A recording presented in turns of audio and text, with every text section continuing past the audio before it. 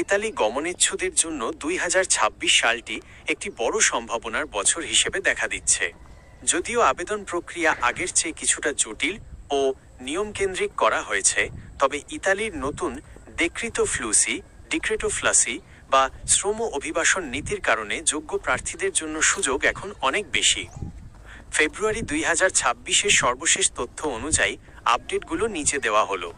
কেন সম্ভাবনা বাড়ছে? বিশাল কোটা। ইতালি সরকার 2026 থেকে 2028 সালের মধ্যে প্রায় 5,04,97,550 জন বিদেশি শ্রমিক নেওয়ার ঘোষণা দিয়েছে।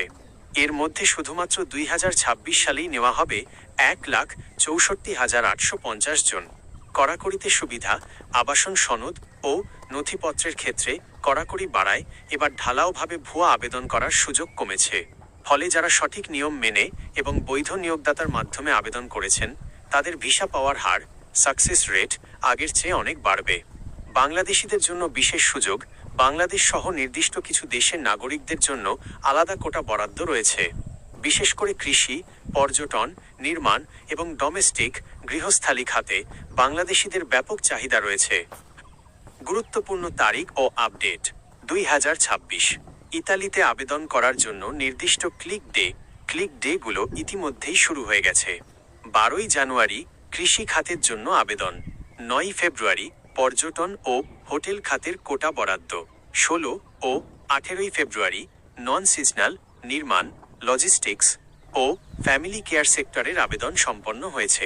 পরবর্তী ধাপ 2026 সালের 31 ডিসেম্বরের মধ্যে পরবর্তী ধাপের জন্য আরও 1,65,000 শ্রমিকের আগাম আবেদন প্রক্রিয়া শুরু হওয়ার কথা রয়েছে। আবেদনকারীদের জন্য সতর্কতা, দালাল থেকে সাবধান। ইতালির ভিসা প্রক্রিয়া এখন সম্পূর্ণ অনলাইন এবং নিয়োগকর্তা নির্ভর। অনেকেই ক্লিক ডে বা কোটার নাম করে বড় অঙ্কের টাকা হাতিয়ে নেওয়ার চেষ্টা করে।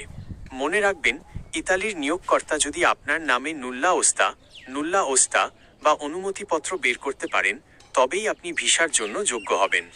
আপনার পরবর্তী করণীয়: পাসপোর্ট ও পুলিশ ক্লিয়ারেন্স, সব কাগজপত্র এবং পাসপোর্ট অন্তত 6 মাসের মেয়াদে আপডেট রাখুন।